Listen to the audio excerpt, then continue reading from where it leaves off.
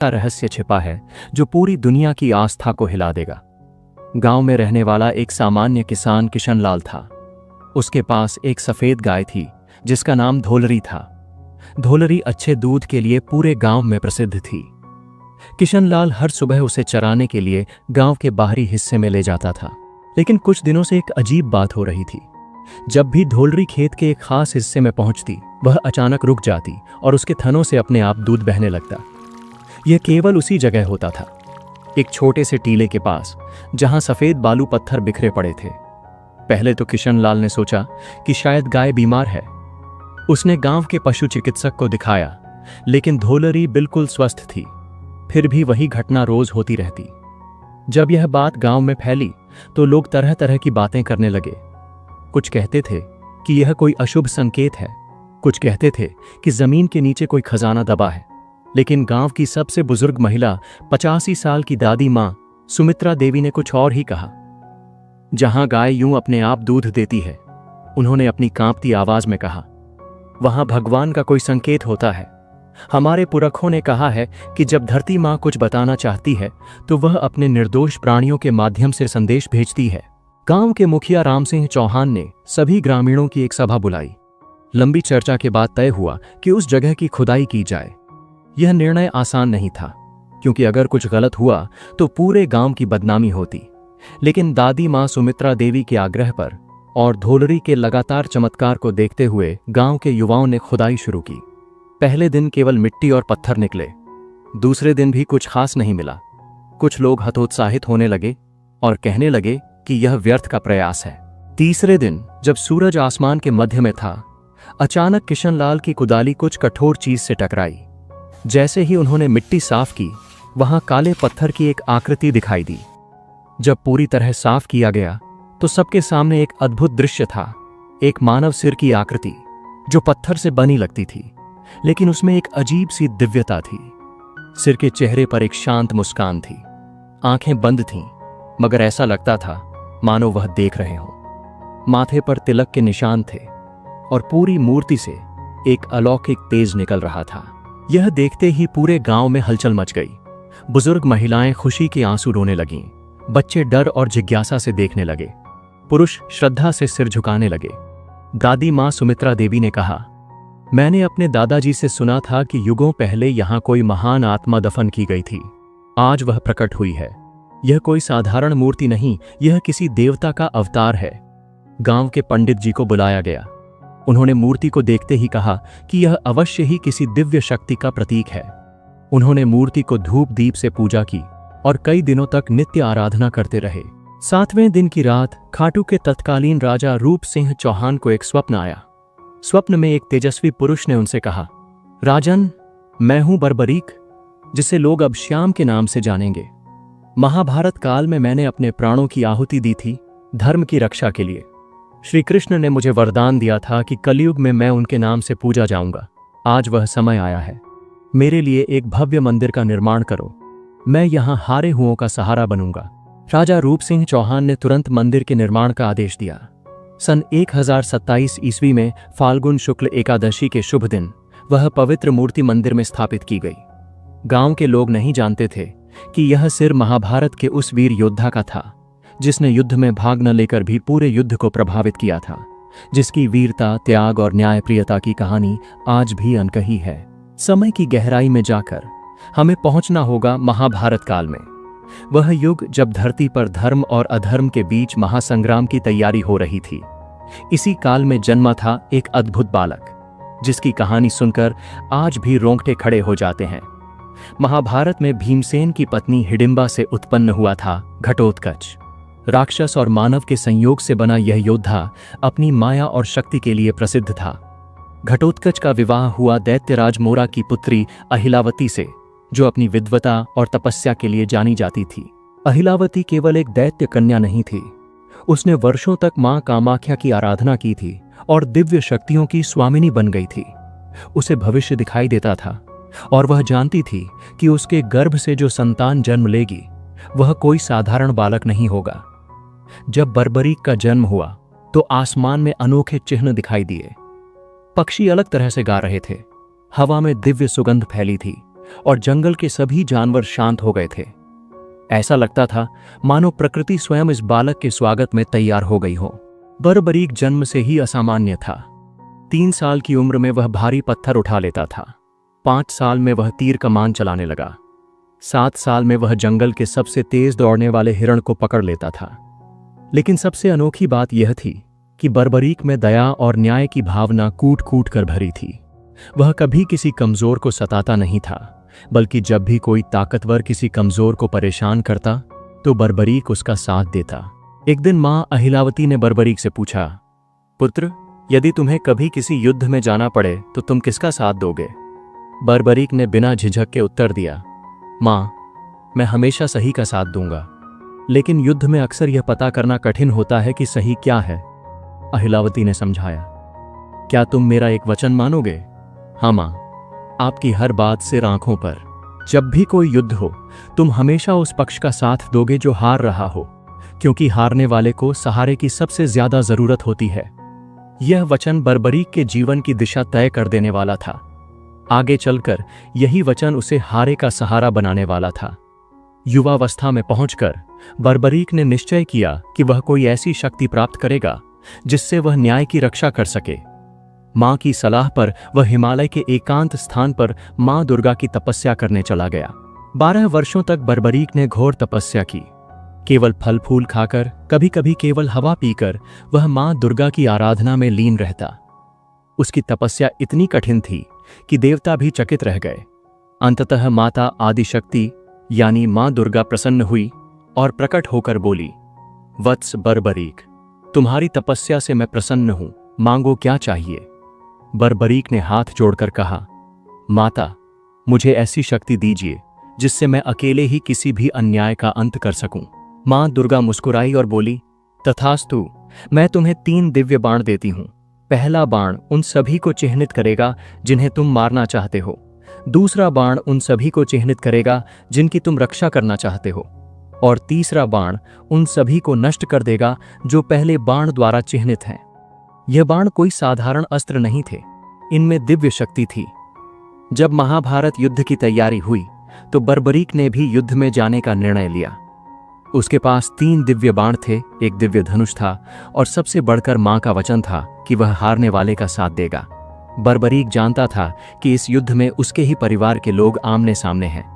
एक तरफ उसके पितामह भीम और पांडव, दूसरी तरफ कौरव। लेकिन उसके लिए यह पारिवारिक युद्ध नहीं था, यह धर्म और अधर्म के बीच का संघर्ष था। भगवान श्री कृष्ण सर्वज्ञ थे। वे जानते थे कि यदि बर्बरीक युद्ध में भाग लेगा तो क्या होगा। बर्बरीक पहले हारने वाले पक्ष का साथ देगा, उसके साथ आने से वह पक्ष जीतने लगेगा। फिर वह दूसरे, जो अब हार रहा है, उस पक्ष का साथ देगा।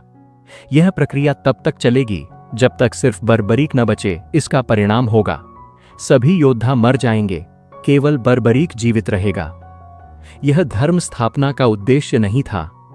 श्री कृष्ण ने एक वृद्ध ब्राह्मण का रूप धारण किया और बर्बरीक के मार्ग में प्रकट हुए। वत्स, कहां जा रहे हो? उन्होंने पूछा। आदरणीय ब्राह्मण जी, बर्बरीक ने सम्मान से उत्तर दिया, मैं कुरुक्षेत्र जा रहा हूं। वहां महान युद्ध हो रहा है, किंतु तुम्हारे पास तो केवल 3 बाण हैं। कृष्ण ने आश्चर्य से कहा, इतने बड़े युद्ध के लिए यह कैसे पर्याप्त हैं? बर्बरीक मुस्कुराया, आदरणीय, यदि 1 बाण से काम हो जाए तो बाकी 2 व्यर्थ हैं। यदि 2 से काम हो जाए तो तीसरा व्यर्थ है, और यदि तीनों का प्रयोग करना पड़े तो समझिए कि सारा संसार ही समाप्त हो जाएगा। श्री कृष्ण ने बर्बरीक की शक्ति की परीक्षा लेने के लिए कहा, यदि तुम इतने महान धनुर्धर हो तो इस पीपल के वृक्ष के सभी पत्तों को एक साथ भेद कर दिखाओ। बर्बरीक ने आंखें बंद करके ध्यान लगाया। उसने पहला बाण छोड़ा। बाण ने तुरंत पेड़ के हर पत्ते को चिह्नित कर दिया और फिर श्री कृष्ण के पैर के चारों ओर मंडराने लगा। यह बाण मेरे पैर के चारों ओर क्यों घूम रहा है? श्री कृष्ण ने पूछा। क्योंकि आपके पैर के नीचे एक पत्ता है जिसे मैंने देखा नहीं था, बर्बरीक ने कहा। कृपया पैर हटाइए, नहीं तो बाण आपके पैर को भी भेद देगा। श्री कृष्ण चकित रह गए। उन्होंने वास्तव में एक पत्ता पैर के नीचे दबा रखा था। जैसे ही उन्होंने पैर हटाया, बाण ने उस पत्ते को भी भेद दिया। अब श्री कृष्ण समझ गए कि बर्बरीक की शक्ति वास्तव में असीमित है। उन्होंने कहा, वीर बर्बरीक, युद्ध से पहले महान योद्धा को दान करना आवश्यक है। क्या तुम अपना शीश दान करोगे? बर्बरीक ने संदेह से पूछा। कोई साधारण ब्राह्मण इतना बड़ा दान नहीं मांग सकता। आप कौन हैं? तब श्री कृष्ण ने अपना दिव्य रूप प्रकट किया। चारों ओर तेज फैल गया। आकाश में शंख की ध्वनि गूंजी और देवता पुष्प बरसाने लगे। प्रभु, बर्बरीक ने भक्ति से सिर झुकाया।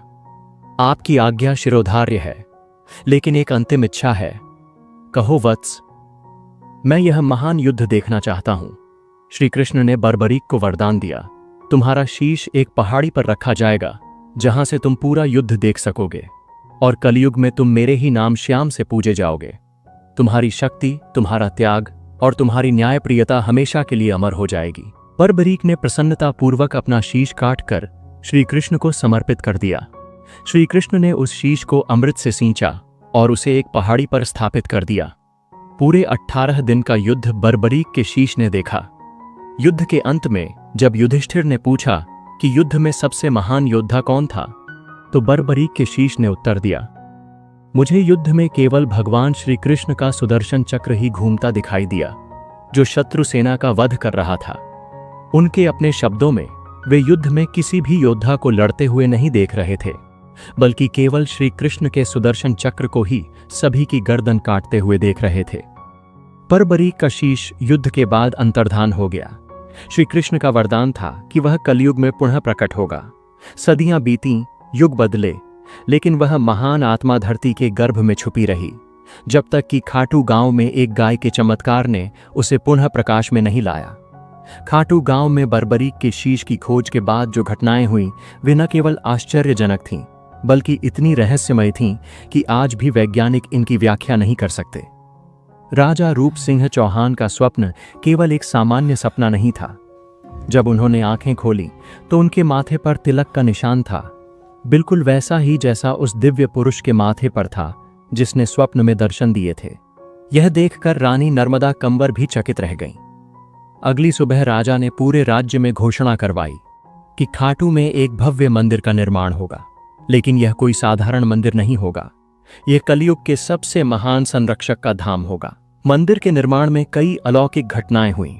जब शिल्पकार पत्थर काटने आए तो उन्होंने देखा कि कुछ पत्थर अपने आप एक खास आकार में कट जाते थे।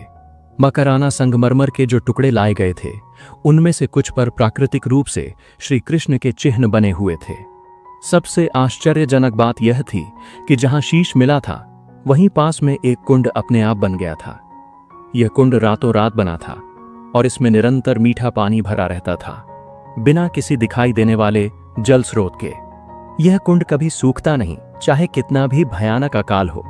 इसका पानी हमेशा मीठा और ठंडा रहता है। इस कुंड का भौगर्भिक सर्वेक्षण करने पर कोई भी भूमिगत जल स्रोत नहीं मिला, फिर भी यहाँ निरंतर पानी आता रहता है। इस पानी में ऐसे खनिज तत्व मिलते हैं जो आसपास के किसी भी पानी में नहीं मिलते।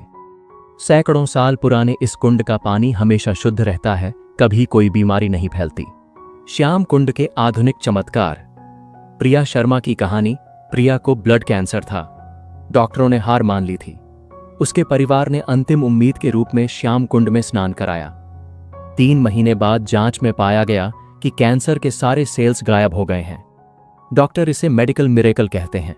बीकानेर के एक व्यापारी रामदेव जी को कोढ़ की बीमारी थी। जब उन्होंने श्याम कुंड में स्नान किया तो 3 दिन में उनकी बीमारी पूरी तरह ठीक हो गई। यह घटना इतनी प्रसिद्ध हुई कि दूर दूर से लोग यहां आने लगे।